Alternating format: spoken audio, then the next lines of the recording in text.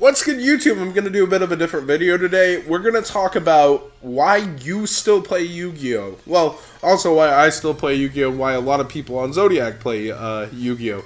I made a final thread asking, how long have you played Yu-Gi-Oh! Why do you keep playing? Or if you quit, why did you quit? And do you plan to come back to the game? A lot of people joke that you never really quit Yu-Gi-Oh! And I kind of agree with that. So, let's go ahead and get into it. I also asked what their favorite thing about the game was. Basically, that should go along with why do you keep playing, but for some people it's different.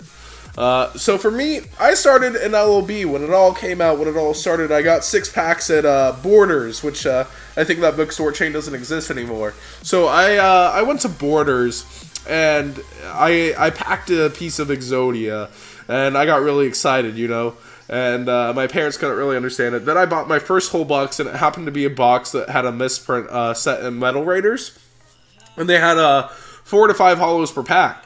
And so I was really well off, like, for my $80 into the game. I was selling cards at school, like the Senju pieces for like 15, 20s, Barrel Dragons.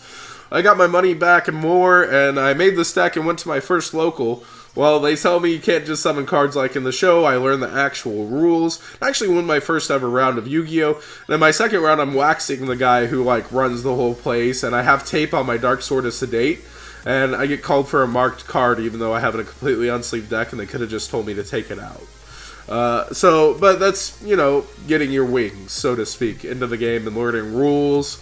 So, there's several times where I almost quit. There was Akon, I believe in 2004. It was right before the first ever ban list. And, maybe this is like early 2004. And so I got all my stuff stolen. I traded really hard, and I had like 4 BLSs, tons of stuff. Like, trading is what really interested me for a while. I was also on Pojo on the ladder system. You all complain about D and no picks.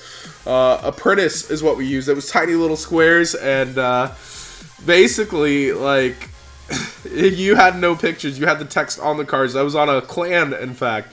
Clans are really nerdy, I know. With the guy who made the patches for that system, that'd be like being on a clan with the owner of DN, kind of. So basically, I got my stuff stolen. The guy with spiderweb tattoos, teardrops, white, skinny, just took it from me while his friend came over and distracted me asking for a card. And they both disappeared really quick. My dad was right there coming to get me, and it was because I wanted to trade. I was going to get my first ever Dark Phoenix of Nephthys, and there it all went.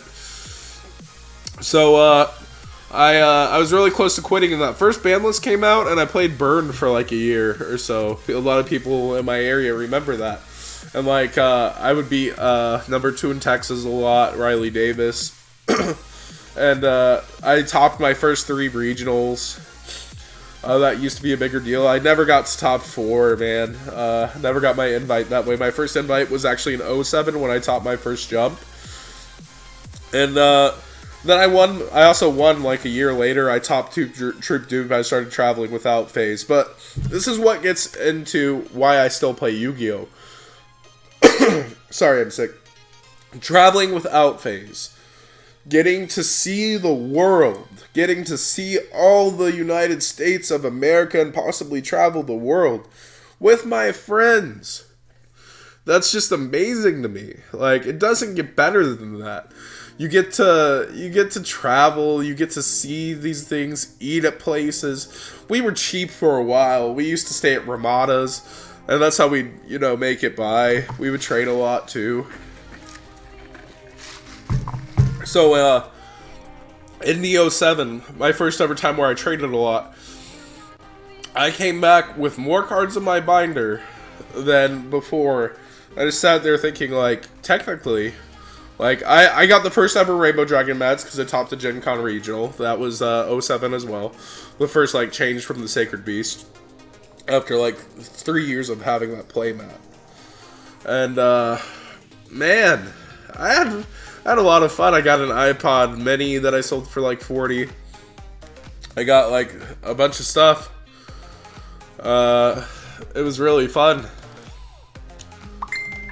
So, as we move on in my Yu-Gi-Oh! Like history. I got stuff stolen quite often. I got a whole Lightsworn deck with a crush card stolen out of my place at a pizza like stuff during a lunch break at a regional.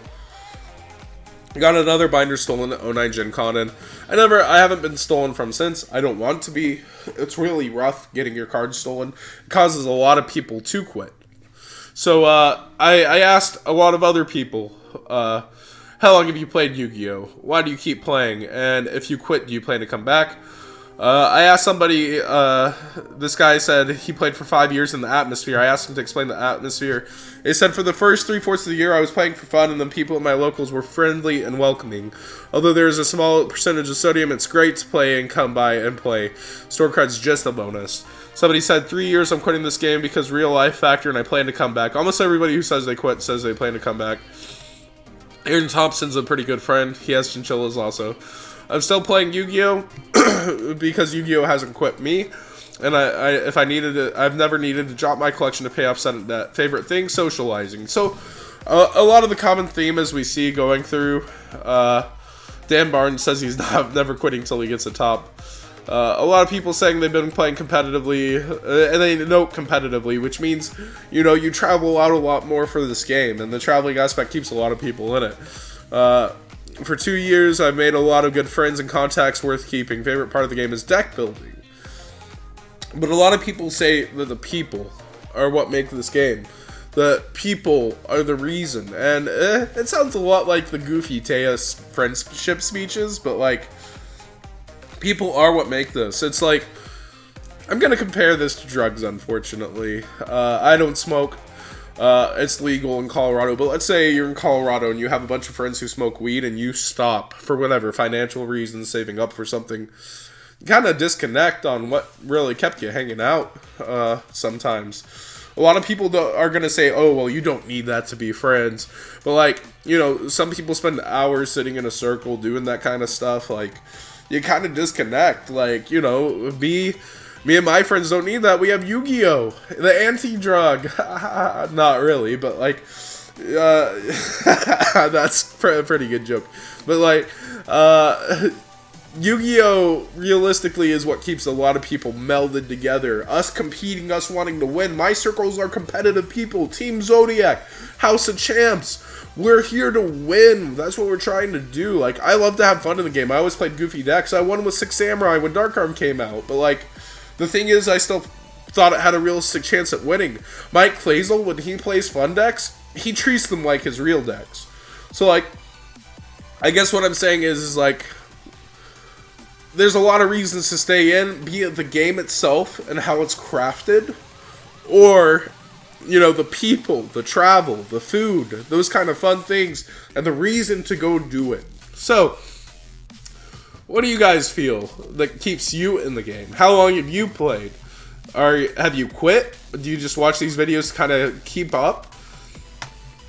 Tell me in the comments below. Sorry for the throat problems here, but thanks for watching.